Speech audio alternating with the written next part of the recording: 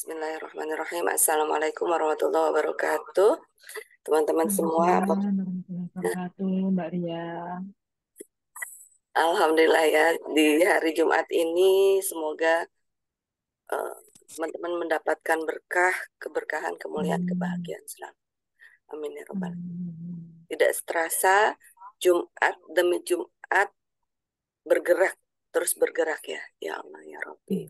Jumat ini, kemudian Jumat depan, Jumat lagi, sampai sekarang sudah masuk bulan Agustus, sebentar lagi Agustus selesai, lanjut ke September, Desember, tidak terasa kita sudah ganti kalender lagi. Nah, Ya, itulah cepet banget, Masya Allah. cepet banget Allahu Akbar, Nah, cepet banget waktu begitu cepat berlalu. hmm. Ya Robbi, semoga apa yang kita lalui ya Allah berkahi. Hmm. Saya pengen tanya ke teman-teman, apa sih bedanya banyak dan berkah? Boleh sharing teman-teman? Yang kita kejar itu dalam hidup itu banyak atau berkah? Nah, kita sebagai insan Berkah magnet dulu. ini, kita pastinya paham mengenai apa itu rizki. Nah, kita kan insan magnet rizki ya. Kita harus jelas dulu nih, apa itu magnet, apa itu rizki. Supaya kita benar-benar menjadi magnet rizki. Apakah kita sudah menjadi magnet untuk rizki kita? Apa, apakah itu rizki? Hmm. Rizki magnet itu pada dasarnya itu adalah besi yang yang memiliki sifat listrik sehingga dia bisa menarik rizki di sekitarnya gitu. Nah, ini perlu dicas terus-menerus nih supaya kita bisa menjadi magnet. Karena pada dasarnya kita itu kadang-kadang kita belum menjadi magnet. Karena apa? Karena dosa, karena perisai rezeki. Nah, kita perlu dicas terus supaya menjadi magnet. Apa itu rizki? Rizki itu pada dasarnya adalah segala sesuatu hal yang diberikan oleh Allah kepada kita. Rizki itu tidak hanya dalam bentuk uang. Ya. Gaji yang kita terima itu uang. Tapi uang belum tentu menjadi rizki. Nah, kelihatannya dari mana? Kelihatannya itu adalah dari keberkahan. Apabila uang yang kita terima itu berkah, itulah rizki. Kalau tidak berkah, hati-hati, itu bisa menjadi istidraj. Ya, kita tahu mengenai cerita seorang mawar ya yang bekerja di perusahaan yang bonafit ya. Ternyata di akhir pekerjaannya, di akhir karirnya, dia tidak mendapatkan apa-apa.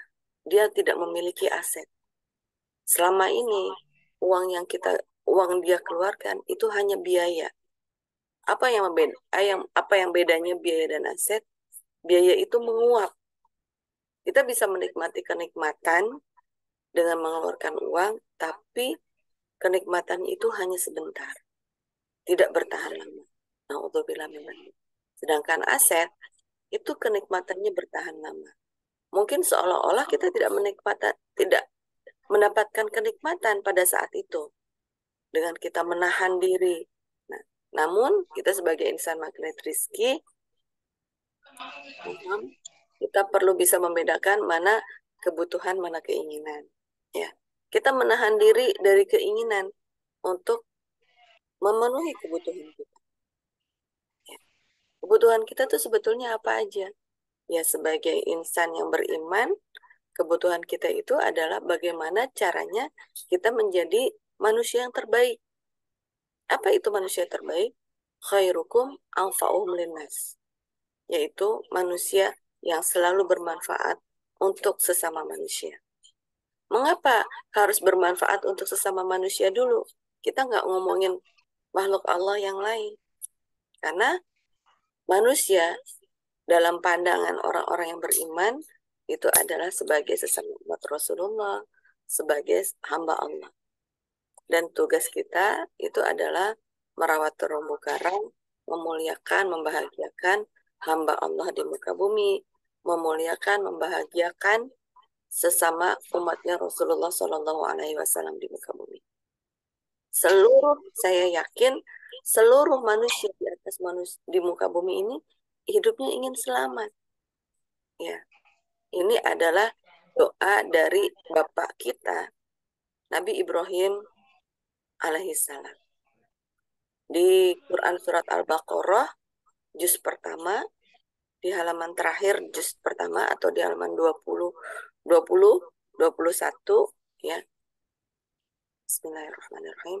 Wa id yarfa'u Ibrahimal qawaida wa Ismail Rabbana taqabbal minna innaka sami'un alim. Jadi pada saat itu Nabi Ibrahim bersama anaknya Nabi Ismail mendirikan Ka'bah. Ya. Kemudian Allah naikkan Ka'bah tersebut. Jadi Ka'bah yang kita pergi ibadah haji saat ini, pergi ibadah haji, ibadah umroh, itu dibangun ratusan ribu tahun yang lalu. Allahu Akbar, ya. Jadi konsep satu sama terhubung itu mencakup bumi dan seisinya. Bahwa kita dengan Nabi Adam satu sama terhubung. Dengan Nabi Ibrahim itu satu sama terhubung. Apalagi dengan Nabi Ibrahim, bapaknya para nabi, bapaknya kita juga. Bapaknya kita sebagai insan, sebagai bashar, sebagai makhluk di muka bumi itu adalah Nabi Adam. Ya. Sebagai manusia, bapak kita itu adalah Nabi Adam. Tapi bapak yang mengajarkan akhlak yang baik itu adalah Nabi Ibrahim. Ya. Kalau boleh dikatakan, kalau kata para ulama, kata Imam Syafi'i, orang tua kita itu ada dua. Orang tua yang melahirkan kita dan orang tua yang mengajarkan ilmu. Jadi orang tua sebagai lahir dan orang tua sebagai ilmu. Nah, orang tua kita sebagai lahir itu adalah Nabi Adam. Dan orang tua kita sebagai ilmu itu adalah Nabi Ibrahim. Ya, Nabi Ibrahim lah yang mendirikan Ka'bah. Ya. Kemudian yang mendoakan kita supaya kita menjadi seorang Muslim sejati itu adalah Nabi Ibrahim juga. Nah, supaya kita selamat dua-duanya, kita perlu mengikuti dua-duanya. Ya, kita mengikuti Nabi Adam melalui apa yang kita bisa pelajari dari Nabi Adam itu adalah menurunkan garis kebenaran. Garis kebenaran itu adalah ilmu purba, teman-teman. Garis kebenaran itu adalah ilmu purba, ilmu yang sudah tua umurnya, setua umur manusia hidup di muka bumi. Ya. Begitu Nabi Adam diturunkan ke muka bumi, garis kebenaran Nabi Adam mempraktikkan jurus garis kebenaran. Tahu teman-teman istighfarnya Nabi Adam? Rabbana ya Rabbana Zalamna anfusana wa ilam taghfir lana wa tarhamna lanakunanna minal khasirin. Itu adalah istighfarnya. Teman-teman tahu sejarah dari istighfar tersebut? Ya. Kalau dulu waktu saya kecil, ini sering didawamkan di musola-musola, ya. Ketika mau sholat tuh anak-anak itu sambil setelah azan menunggu iqomah mendawamkan ini dulu. Ini masuk ke pikiran bawah sadar kita sebagai saya waktu itu bahwa sejarah Rabbana ya Rabbana dhalamna anfusana. Ya Allah ya Rabbi, ya. Begitu sulitnya diri kami. Siapa? Nabi Adam dan Hawa, ya. Di semua karena kesalahan kami, ya Allah. Gitu. Jadi dia tidak ingat tuh bahwa sebetulnya yang mau mengajak dia keluar dari surga itu adalah setan, ya, yang ditiupkan suaranya melalui istrinya, melalui Hawa. Padahal sebelumnya Nabi Adam, wa idz qala rabbuka lil malaikati inni ja'ilun fil ardi khalifah.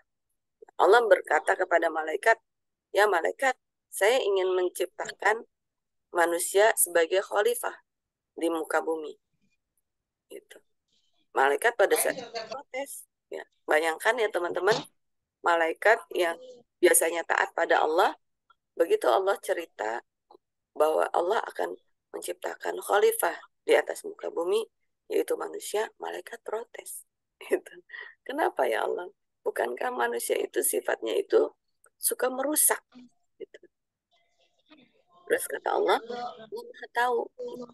Kemudian Allah ngetes nih, ngetes. Coba sebutkan benda-benda di surga. Sebutkan.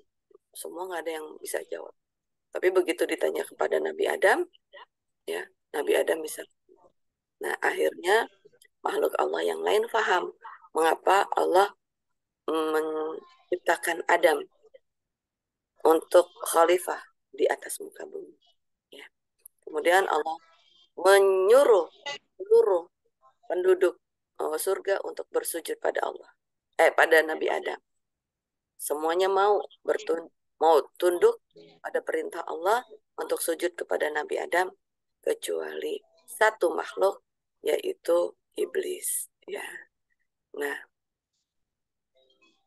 sami'na wa sami'na wa ata'na. Kita selalu sami'na wa ata'na kepada Allah. Ini adalah salah satu sifat Nabi umat salah satu sifat makhluk Allah, kecuali satu, iblis. Nah, ini adalah dalam suatu taklim, dalam suatu komunitas, kita disarankan sekali untuk sami'na wa ata'na kepada pemimpin yang adil. Nah, kembali ke tadi, ilmu garis kebenaran itu adalah kita belajarnya kepada Nabi. Tapi untuk akhlak, kita banyak belajar kepada Nabi Ibrahim alaihissalam. Kita bisa menjadi seorang muslim, itu adalah berkat doanya Nabi Ibrahim. Nah, terus peradaban terus bergerak, teman-teman.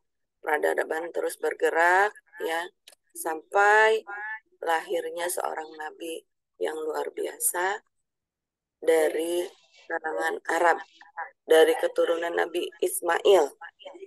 Padahal nabi-nabi sebelumnya itu adalah dari keturunan Nabi Ishak, seperti Nabi Yakub, Nabi Sulaiman, Nabi Musa, semuanya itu adalah keturunan dari Nabi Ishak. Sedangkan Nabi Muhammad satu-satunya nabi yang berasal dari keturunan Nabi Ismail. Nabi Ismail sendiri itu adalah anak dari Siti Hajar. Yang seorang budak, awalnya seorang budak. Kemudian kita belajar lagi melalui peradaban, melalui Rasulullah Sallallahu Alaihi Wasallam. Setelah Rasulullah Sallallahu Alaihi Wasallam, kita belajar peradaban melalui siapa? Melalui para sahabatnya. Itu yang kita sebut di dalam zikir pagi. Ini juga dalam dunia Maghrib Rizki yang disebut dengan satu sama terhubung. Kita selalu berhubungan dengan para alim ulama. Ya. Setelah sahabat siapa lagi? Tabi'in. Kemudian para fuqaha. Kemudian para alim ulama sampai dengan sekarang. Jadi kalau ilmunya para alim ulama, ilmu Islam itu kalau digabung, Masya Allah, itu bakal menjadi perpustakaan terbesar, teman-teman. Perpustakaan terbesar di atas muka bumi. Ya. Nah, dimulai dengan hadis Rasulullah Shallallahu Alaihi Wasallam yang begitu rapi, ya. Namanya sanad. Nah, sanad ini adalah apa namanya urut-urutan. urut-urutan ilmu yang Allah berikan melalui hadis Rasulullah SAW dalam bentuk sanad. Nah, kita jaga sanadnya ini ya melalui tadi Rasulullah, sahabat, tabi'in, kemudian fuqaha, kemudian para perawi hadis, kemudian alim sampai dengan saat ini. Ya. Ayo teman-teman, bergabunglah para ulama di sekitar teman-teman. Belajar terus, ya, bergabung terus. Karena ibaratnya kita ini sedang maraton, teman-teman tahu maraton atau gerak jalan, sebetulnya kita juga sedang melakukan itu, gerak jalan dan maraton. Siapa pemimpinnya? Pemimpin di depan kita paling depan itu adalah Rasulullah SAW. Nah, ini nyambung juga dengan konsep satu sama terhubung. Kita paham bahwa kita manusia itu adalah tidak hanya kumpulan makhluk yang terlihat, bashar, tapi adalah kumpulan energi. Ya, kumpulan energi. Allah mengatakan bahwa sesungguhnya ruh itu kalau dikumpulkan itu satu, seperti seperti baris berbaris.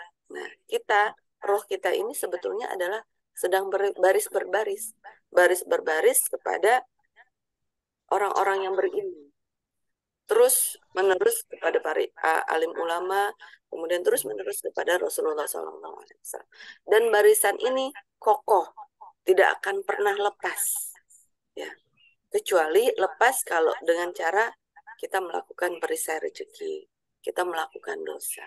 Makanya hati-hati, sebisa mungkin kita tidak melakukan dosa. Segera melakukan, ketika kita melakukan dosa, kita istighfar lagi, perbanyak istighfar, ya.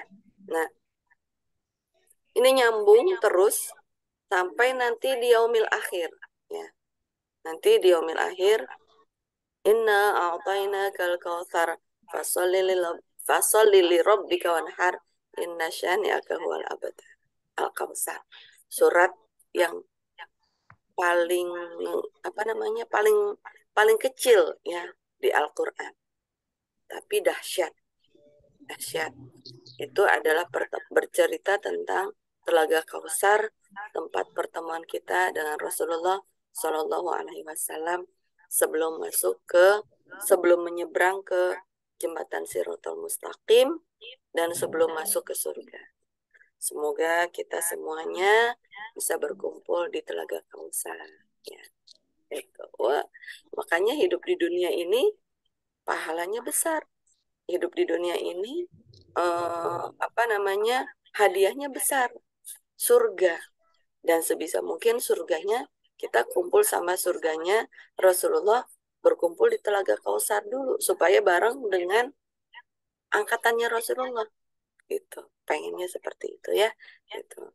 Makanya yuk kita buka terus perisai rezeki kita. Nah, perisai rezeki kita, dosa-dosa besar itu ada yang besar, ada yang kecil, ya. Semoga kita belajar dari dosa yang besar. Tapi banyak sekali dosa-dosa kecil yang kita lakukan setiap hari, gitu. Itu yang membuat kita akhirnya tidak menjadi magnet rizki, gitu. Dosa mulai dari apa? Allah mengatakan bahwa hati-hati dengan 5 hal sebelum datang 5 hal. Apa itu? Hati-hati dengan waktu mudamu sebelum datang waktu tuamu. Ya. Jaga waktu mudamu sebelum datang waktu tuamu. Ya. Jaga waktu sehatmu sebelum datang waktu sakitmu. Jaga waktu luangmu sebelum datang waktu sempitmu. Ini semuanya bercerita tentang waktu. Jaga waktu kayamu sebelum datang waktu miskin. Ya, semuanya bercerita tentang waktu. Ya, jadi pentingnya sekali kita untuk menjaga waktu. Waktu dalam keadaan sehat walafiat, waktu dalam keadaan waktu luang, dan waktu dalam keadaan kita diberi kekayaan oleh Allah Subhanahu wa Ta'ala. Nah, kita Islam itu mengajarkan Amin, amin ya Allah, amin Mbak Sri, amin. Allah kita sebagai orang Islam tidak usah khawatir dengan sesuatu hal yang belum banyak. Ya Allah, Maria, waktu saya tuh belum banyak, uang saya belum banyak. Tidak apa-apa, itu urusan Allah. Allah mau memberikan kita rizki yang banyak, mau memberikan kita uang yang banyak atau belum banyak, tidak apa-apa. Namun pada dasarnya, semua waktu, semua uang, semua dalam bentuk rizki, semua dalam bentuk kesehatan yang Allah berikan kepada kita itu semuanya cukup, tidak pernah kurang. Yang merasa kurang itu siapa? Yang merasa kurang itu diri kita sendiri. Nah, berarti gimana nih? Berarti kita bisa jadi belum berkah. Bisa jadi dua. Bisa jadi karena ilmu kita belum cukup, bisa jadi keberkahannya kurang. Ya Allah, waktu kok terasa begitu cepat ya Mbak Ria berlalu. Betul, sama. Saya juga merasakan waktu itu terasa begitu cepat berlalu. Tapi pertanyaannya adalah apakah kita bisa memanfaatkan waktu tersebut menjadi khairukum anfa'uhum linnas. Itu karena sebaik-baiknya manusia itu adalah yang bermanfaat untuk sesama. Merawat terumbu karang, kita bisa merawat terumbu karang, ya. Mulai dari mana? Mulai dari yang terkecil dulu, nggak usah yang besar-besar dulu. Di keluarga inti kita, di triangle miracle kita, mulai dari dengan kita, mulai dari orang tua kita, mulai dari anak-anak kita. Apakah waktu kita bermanfaat untuk mereka? Nah, ya, itu adalah indikator. Fokusnya di situ dulu. Muliakan orang tua kita. Kalau orang tua kita sudah meninggal gimana, Mari? Doakan terus. Dengan cara apa? Ya dengan cara mendoakan dan dengan cara kita menjaga akhlak kita supaya orang tua kita tuh senang, ya.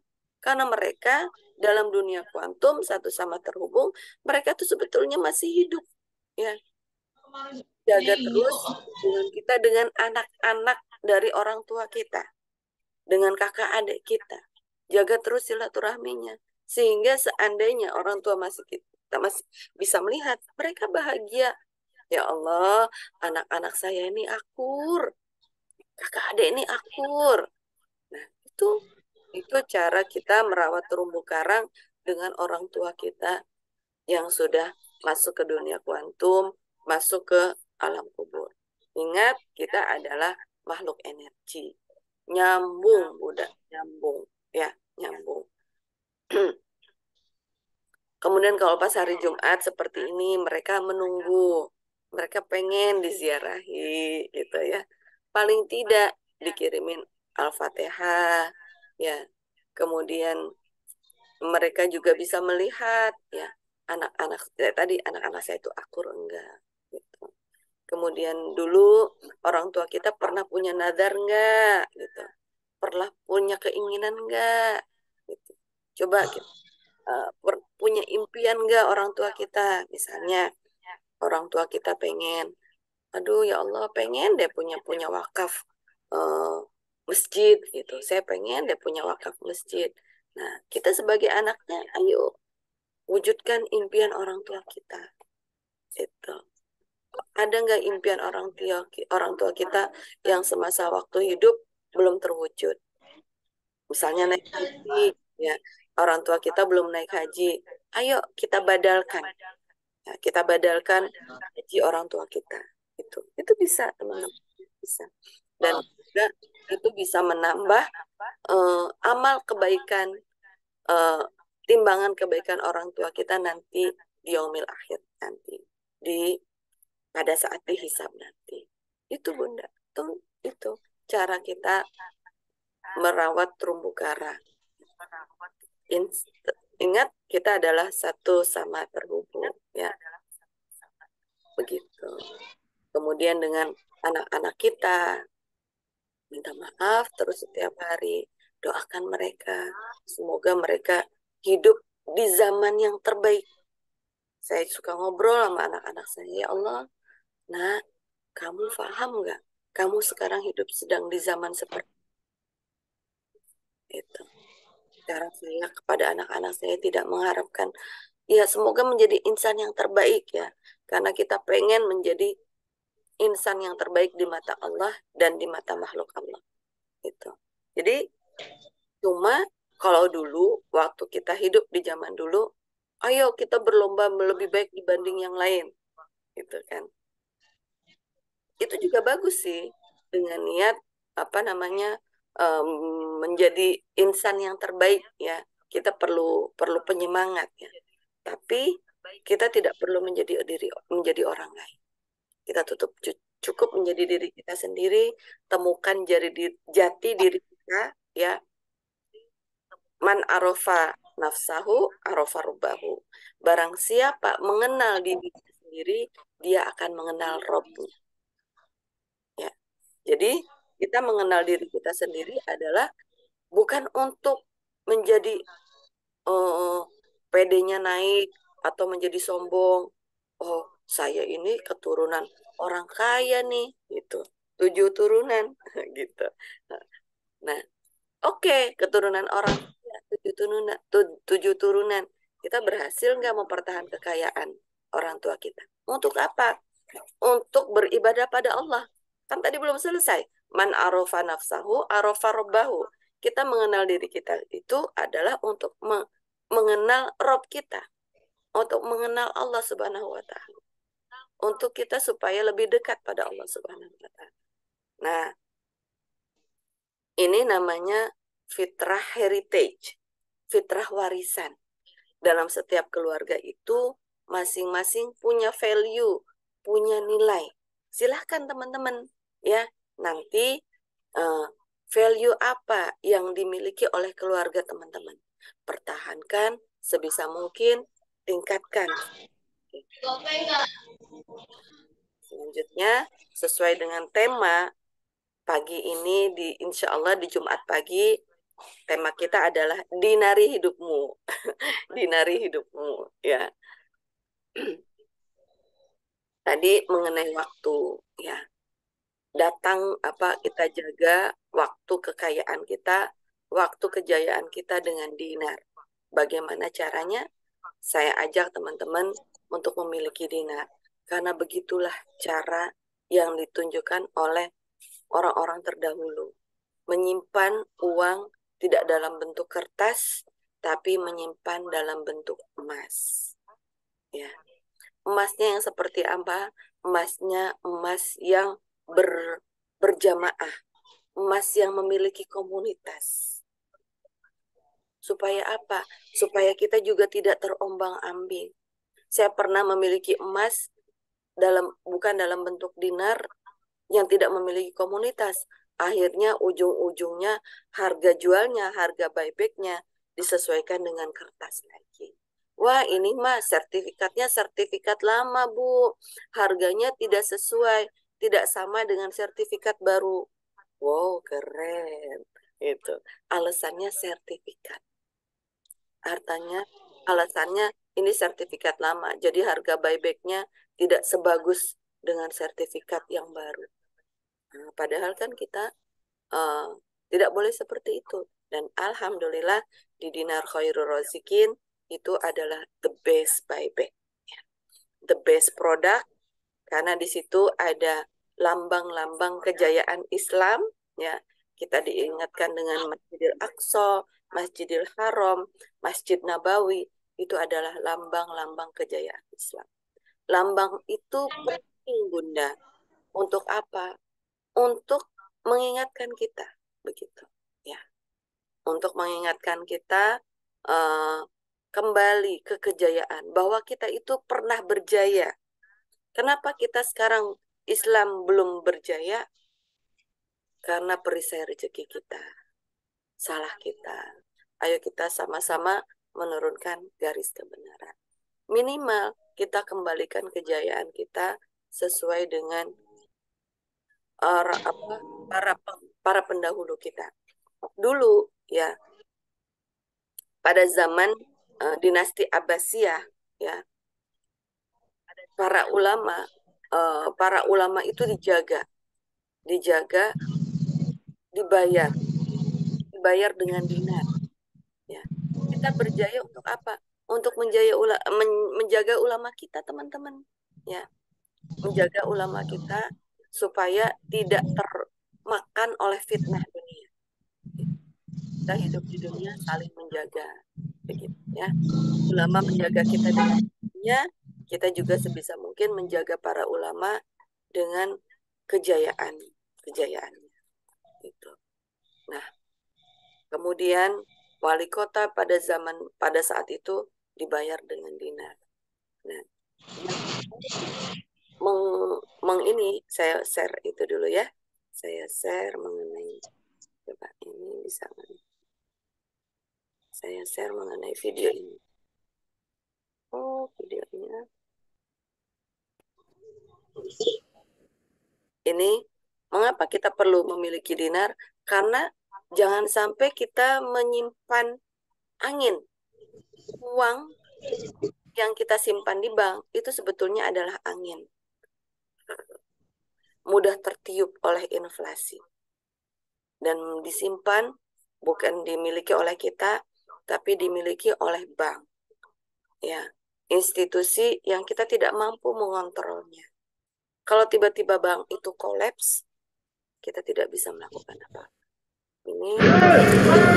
Dunia perbankan di Nunukan sedang tidak baik-baik saja.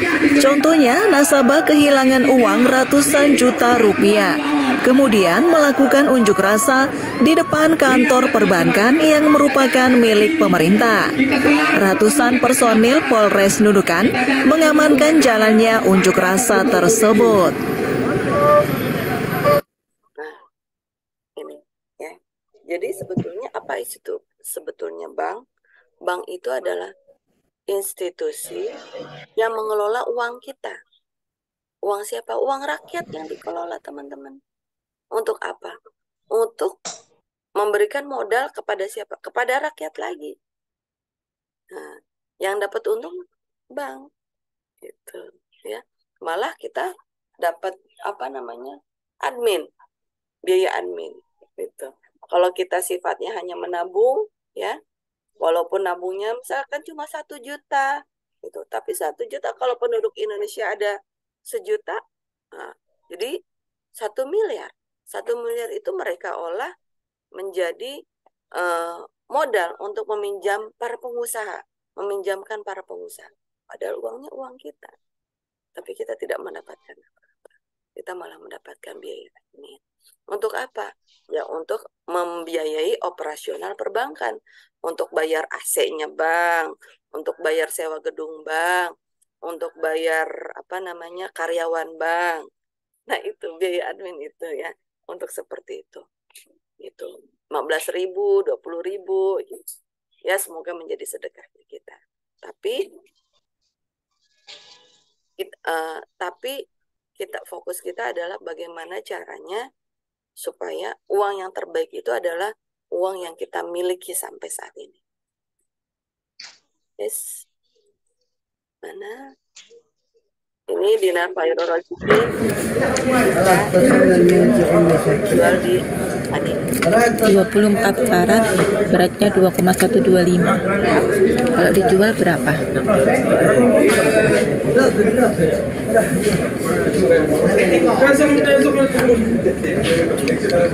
Real. 488 real kali ya, teman-teman. Ini juga di BSI ya. Jadi dinar Khairul Razikin itu adalah dinar yang sangat terpercaya, sudah terpercaya. Nah,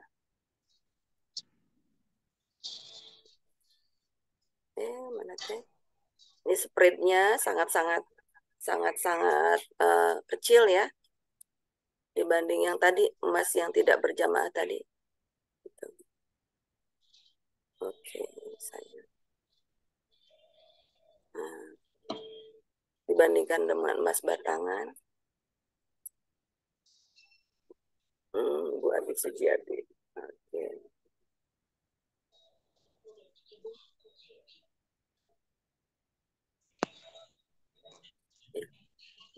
teman-teman. Aduh. Nah, yang paling mengagetkan lagi itu adalah mengenai haji ya. Ibadah haji itu harganya sama seperti harga Indomie saat ini. Ya. Jadi apa maksudnya? Pada saat itu harga emas tinggi, jadi harga rupiah itu sudah tidak ada artinya ya. Penting sekali untuk kita bergerak menuju dinar khairul razikin. Oh ini.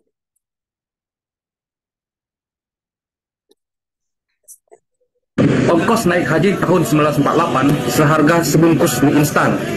Tahun 1948 merupakan pertama kali Indonesia memberangkatkan jemaah haji pasca kemerdekaan. Saat itu, ongkos naik haji dibanderol 3.500 per jemaah atau seharga sebungkus Indomie goreng saat ini. Wah, murah banget ya. Tapi tunggu dulu. Pada awal kemerdekaan,